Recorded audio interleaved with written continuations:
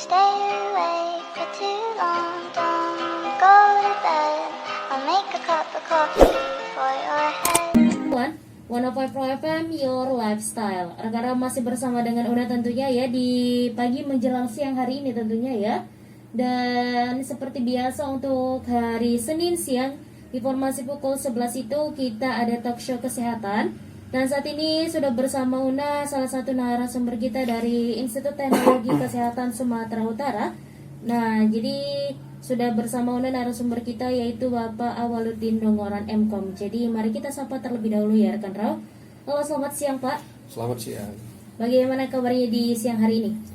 Alhamdulillah sehat tapi agak sedikit flu lah. Alhamdulillah, mudah-mudahan selalu sehat ya Pak. Alhamdulillah. Dan tema kita di siang hari ini adalah pemanfaatan teknologi informasi dan komunikasi dalam proses belajar mengajar di masa pandemi COVID-19. Iya. Oke, sebelum kita belajar membahas tema kita lebih lanjut lagi, mungkin bisa dijelaskan dulu Pak kenapa Bapak memilih tema kita di siang hari ini adalah pemanfaatan teknologi informasi dan komunikasi dalam proses belajar mengajar di masa pandemi COVID-19. Iya, terima kasih. Kalau boleh tahu siapa namanya tadi? Oh iya. Kita belum kenalan. Una Pak. Una ya? Iya Nah, Pak. Jadi Una, mengapa saya memilih tema ini? Karena pertama memang Institut Teknologi dan Kesehatan Sumatera Utara baru-baru ini dipercayakan pemerintah untuk menyelenggarakan program studi S1 Teknologi Informasi dan Sistem Informasi. Dan ini merupakan rumpun program studi ilmu komputer. Jadi gelarnya juga sarjana komputer. Itu yang pertama. Yang kedua, di masa sekarang ini kan mulai Maret ya. Kita kan sudah diinformasikan pemerintah adanya pandemi COVID-19 ini. Dan semua aktivitas dibatasi, ya, aktivitas bekerja baik di kantor pemerintah maupun swasta, kemudian aktivitas belajar mengajar, ya, baik di instansi pemerintah dan maupun swasta juga dibatasi dan bahkan diberlakukannya belajar online atau daring. Nah, oleh karena itu tentu proses belajar mengajar yang menggunakan online ini membutuhkan sebuah teknologi. Nah, kita tahu bahwa teknologi ini kan sifatnya terus berkembang dan cepat perkembangannya. Sehingga untuk beradaptasi dengan teknologi ini butuh satu pembelajaran lah tertentu kan. Karena tidak semua masyarakat kita melek teknologi gitu. Iya, benar. Ya kan? Baik itu guru, dosen maupun pegawai-pegawai yang ada di kantor, kebanyakan itu memang masih gagap teknologi. Kira-kira begitu. Iya Pak, dan itu tadi sekedar latar belakang kenapa diambil tema kita, dan bisa dijelaskan sedikit tentang teknologi informasi dan komunikasi. Iya, teknologi informasi dan komunikasi ini merupakan sebuah teknologi yang berbasiskan komputer. Jadi kalau dulu ada teknologi komunikasi yang tidak menggunakan perangkat-perangkat komputer, nah sekarang teknologinya menggunakan perangkat komputer. Komputer ini bukan hanya kita pandang seperti laptop PC begitu aja, bisa jadi sebuah sistem yang di dalamnya memang terintegrasi hardware, software dan firmware-nya. Nah, dalam memproses informasi ini mulai dari sumber informasi sampai kepada pengguna informasi tentu menggunakan sebuah media, namanya media komunikasi. Jadi singkatnya teknologi informasi dan komunikasi itu adalah sebuah sistem yang menggunakan perangkat keras komunikasi dalam menyampaikan informasi itu. Dalam hal ini tentunya teknologi yang berbasis komputer. Iya, Mbak. Jadi dalam sistem belajar mengajar sekarang ini memang diharapkan kepada kita semua baik pelajar maupun guru atau dosen memang sama-sama beradaptasi dengan kebiasaan baru gitu ya, atau new normal gitu, bukan hanya sekedar memakai masker kemudian menjaga jarak, mencuci tangan dan seterusnya itu, tapi bagaimana memanfaatkan teknologi yang sudah tersedia ini gitu. Ini teknologinya sebenarnya bukan baru-baru ini, sudah lama gitu. Cuman di masa pandemi ini kita lebih jor-joran gitu menggunakan ini karena kita memang diadaptasikan untuk itu gitu, karena bekerja dari rumah, belajar dari rumah gitu kan. Tidak hanya anak-anak, bahkan orang tuanya juga harus memahami ini gitu untuk membantu anaknya dalam menerima materi yang disampaikan oleh pengajarnya melalui media ini tadi, media teknologi informasi dan komunikasi ini gitu. Iya Pak. Dan kalau bisa sejauh ini mungkin penggunaan teknologi informasi dan komunikasi sebelum pandemi dan sesudah pandemi itu pasti tentu banget berbeda ya Pak. Iya. Mungkin bisa diceritakan sedikit bagaimana perbedaannya Pak? Kalau sebelum pandemi ini penggunaan teknologi informasi ini hanya sebatas, menurut hemat saya, penggunaan aplikasi-aplikasi yang bersifat hiburan gitu. Nah, misalnya ada milenial yang menggunakan gadget handphone, smartphone itu menggunakan aplikasi ini, misalnya bermain TikTok gitu kan, bermain Facebook, YouTubean gitu kan, dan seterusnya. Tidak digunakan menjadi media belajar gitu, atau tidak digunakan menjadi media bekerja melalui daring tadi. Jadi perbedaannya itu aja saya lihat.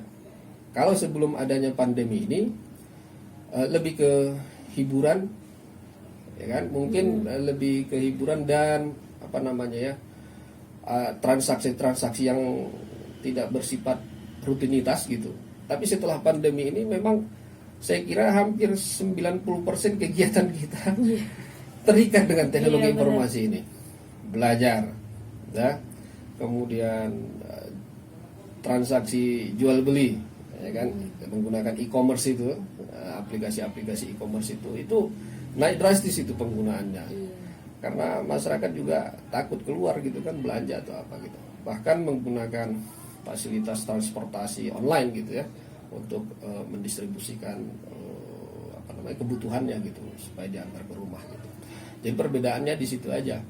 Kecenderungan kita sekarang ini penggunaan teknologi informasi itu naik drastis, ya, baik itu menggunakan mobile, ya, yang bersifat aplikasi berbasis Android atau iOS, Apple kan, atau menggunakan laptop, menggunakan web browser, mengakses internet dan seterusnya itu kan. Nah, itu. Bahkan setiap kegiatan-kegiatan khususnya di bagian pendidikan gitu, ini sekarang sudah sering diadakannya seperti webinar video conference gitu. Memang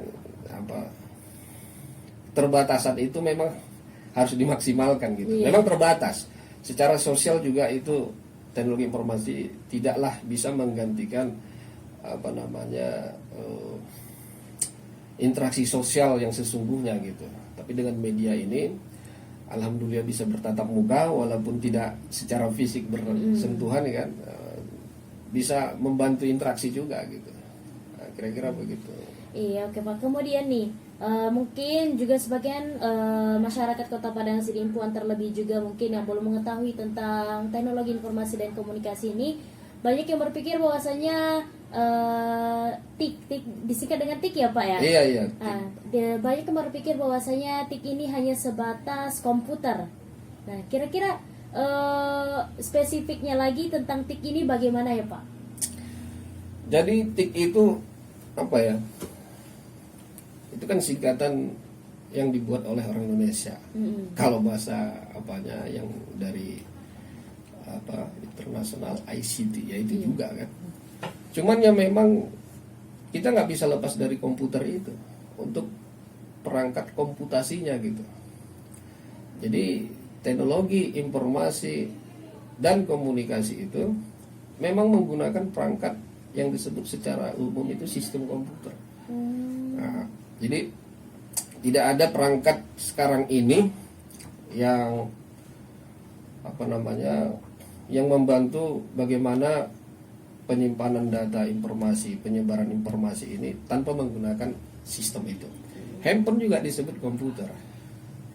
atau smartphone, apa namanya itu, smartwatch, ya kan? Nah itu juga komputer itu, karena di situ ada media penyimpan, media pemproses, dan bahkan apa namanya media perangkat yang bisa mengeluarkan keluaran. Nah, jadi sistem komputer itu sendiri ya memang itu adanya hardware-nya, adanya perangkat lunaknya atau software-nya, kemudian di situ ya ada proses pemprosesan itu.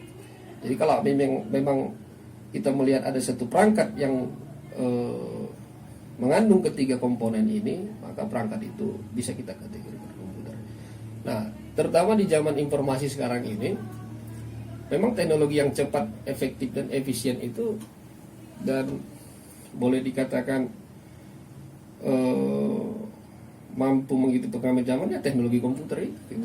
Nah, jadi di semua lini kehidupan, di semua aspek kehidupan gitu, termasuk di studio kita ini kan. Iya benar. Nah ini saya lihat di sini ada komputernya, bahkan ada perangkat-perangkat untuk membantu pemprosesannya, ya kan. Nah itu juga media yang tak bisa lepas dari teknologi informasi komputer itu tadi.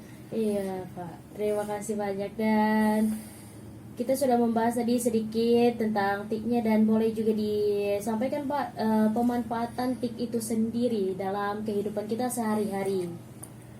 Nah, karena tema kita ini berhubungan dengan proses belajar mengajar, di sini mungkin saya lebih cenderung mengarahkan pemanfaatan TIK ini kepada media belajar ya, media belajar online. Sebenarnya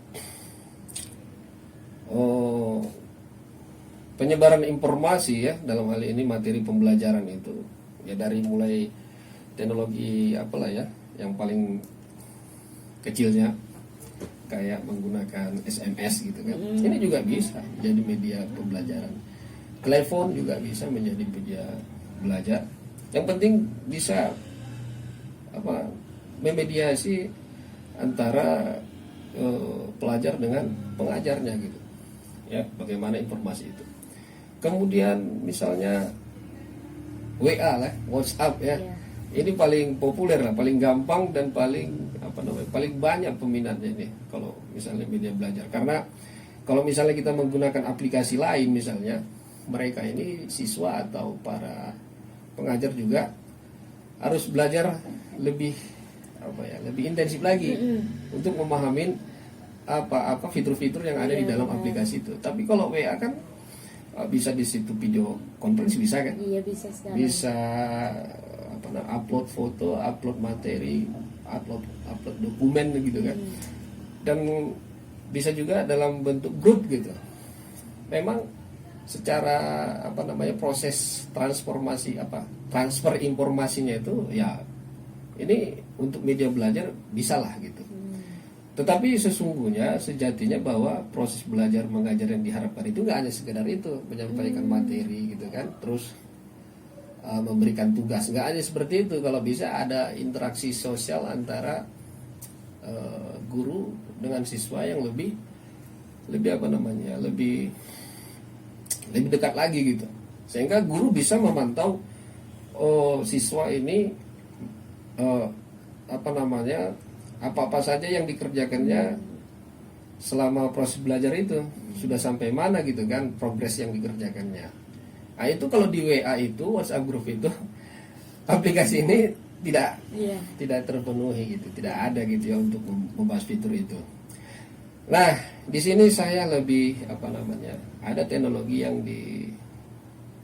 dibuat oleh perusahaan teknologi informasi yang mungkin bisa saya katakan terbesar dan terpopuler lah di dunia ya, perusahaan Google gitu ya.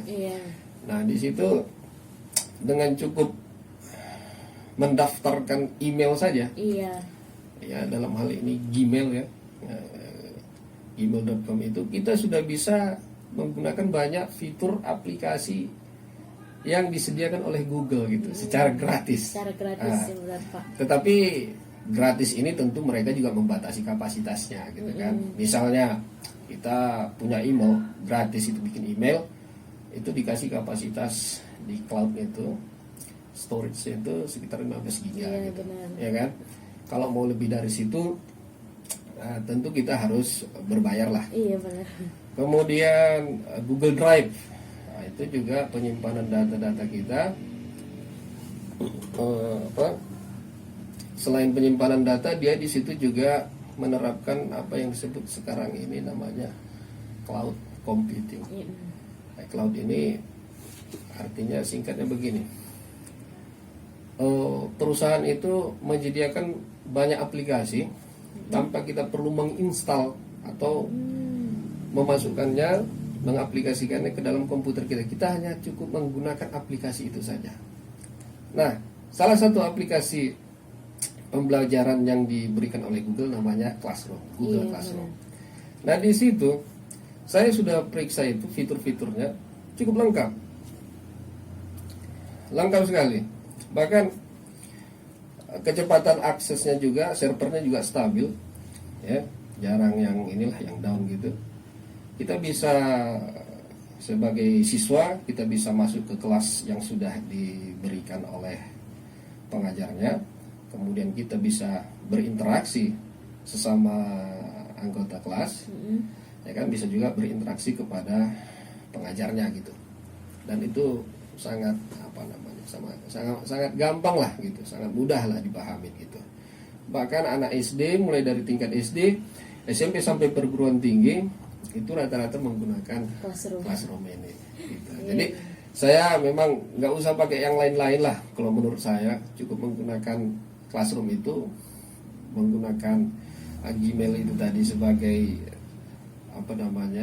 password masuk kita ke media Google ini tadi. Cuma menggunakan email itu kita bisa menikmatinya. Kira-kira begitu kalau untuk media pembelajaran. Atau banyak lagi misalnya video-video conference seperti Zoom gitu kan. Nah, ini pembelajaran yang menggunakan video conference. Atau lebih tinggi lagi teknologinya, tapi kita jarang menggunakan ini. Karena teknologi ini lebih cenderung ke arah gaming. Game, virtual reality namanya. Jadi misalnya kita menggunakan semacam kacamata gitu kan, kita gunakan gitu. Nah, kita bisa di situ melihat seperti kenyataannya gitu. Walaupun dalam bentuk gambar-gambar yang atau image-image yang memang tidak seperti aslinya, tapi sudah seperti virtual lah, reality gitu kan. Misalnya saya sini duduk sendiri di kamar gitu. Kemudian saya mau berpetualang menggunakan game, cukup menggunakan kita tadi yang diletakkan di kepala tadi itu, kita seolah-olah berada di lingkungan yang baru gitu, padahal kita di dalam kamar gitu ya. Mungkin bisa ini diterapkan dalam dunia belajar gitu, supaya secara emosional kita merasa bahwa ini benar-benar tempat belajar, walaupun kita duduk di kamar kita gitu. Kita melihat ada gurunya di depan, kemudian teman-teman kita ada di sekitaran kita gitu kan. Jadi lebih reality gitu. Ya, lebih kita rasakan secara emosional gitu. Itu teknologi yang mungkin kedepannya akan lebih bagus lah kalau untuk media-media yang bersifat daring ini gitu, virtual reality. Ada lagi mungkin teknologi learning.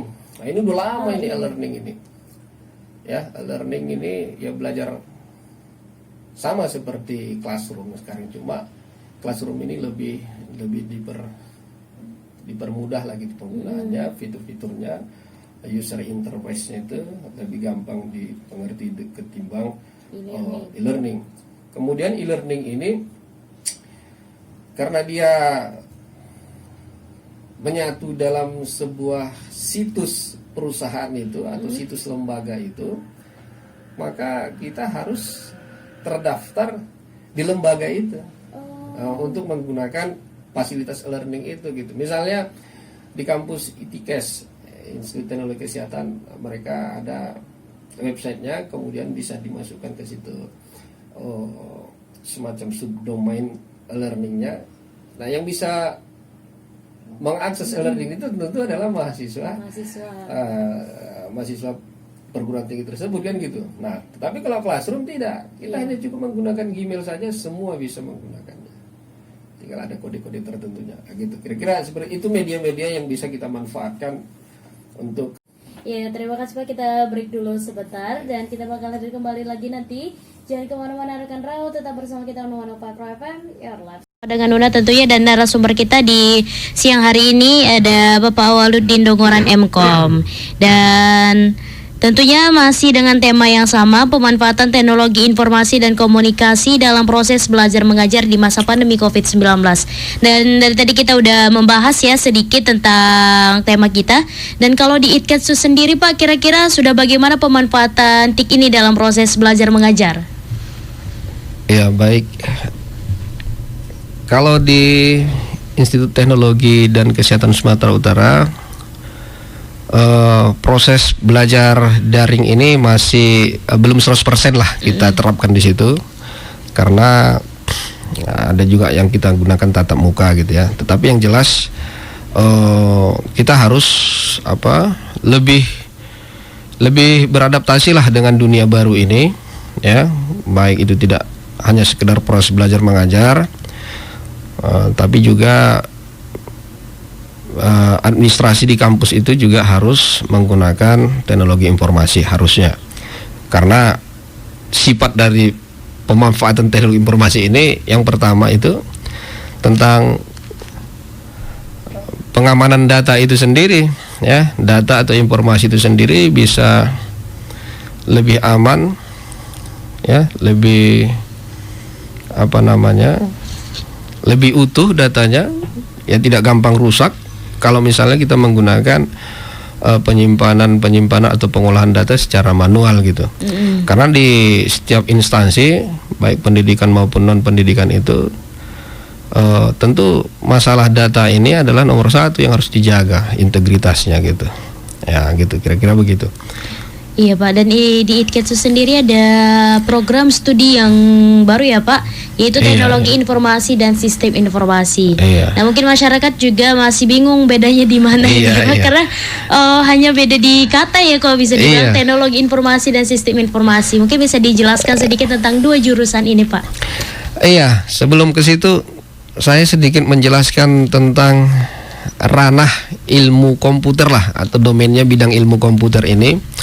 Ada asosiasi perguruan tinggi ilmu komputer yang namanya Aptikom di Indonesia, yang memang ranah mereka untuk mengadakan dan mensosialisasikan, bahkan melakukan penelitian tentang bidang ilmu komputer ini. Jadi ada 5 sebenarnya domain bidang ilmu komputer itu.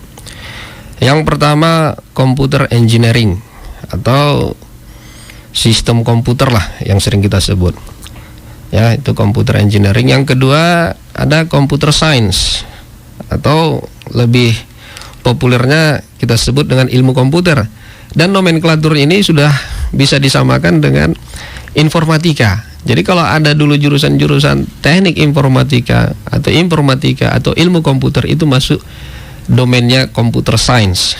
Nah, di situ pokok-pokok pembahasan yang mereka pelajarin itu lebih ke arah sainsnya, pengetahuannya, ilmu pengetahuannya, bukan kepada penerapan aplikasi itu, bukan, atau penerapan teknologi itu, bukan. Nah, terus berkembang penggunaan teknologi ini, terus berkembang di industri juga berkembang, industri teknologi juga berkembang. Maka untuk mengcover ini, untuk menghasilkan juga lulusan-lulusan yang memang berkecimpungnya nanti di dunia kerja bagian teknologi informasi, maka dibentuk juga program studi yang namanya software engineering, yaitu rekayasa perangkat lunak. Jadi di sini fokusnya bagaimana membangun sebuah aplikasi perangkat lunak atau software, dan bagaimana juga melakukan rekayasa terhadap itu untuk pengembangannya gitu. Lalu ada juga jurusan sistem information system. Nah, ini lebih berfokus kepada orientasinya kepada informasi itu sendiri. Nah, karena informasi ini dari sumber ke tujuan memang harus banyak yang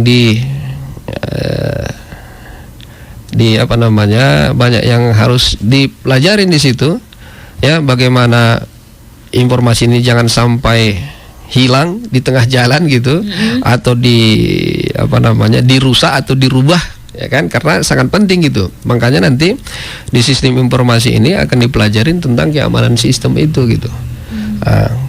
Kemudian sistem informasi ini karena dia berbasis informasi, dia bisa masuk ke semua lembaga. Misalnya di lembaga pemerintah pasti ada di situ namanya sistem informasi kepegawaian misalnya. Nah, ini orang-orang sistem informasi yang ranahnya memang di situ gitu, orang komputer sistem informasi. Seperti di RAW FM ini juga. Nah, tentu ada di sini penggajian, ada di sini data tentang penyiar misalnya, karyawan dan seterusnya kan. Nah, itu juga harus disimpan dalam sebuah penyimpanan yang bagus gitu. Nah, ini yang menyimpan, mengolah dan menginformasikan data ini, itu menganalisis sistem ini, itu ada di sistem informasi gitu. Nah, yang terakhir ini jurusan atau domain ilmu komputer yang paling mudah sebenarnya, yaitu teknologi informasi. Nah, informasi sekarang ini kan teknologinya terus berkembang. Peralatan-peralatan untuk perangkat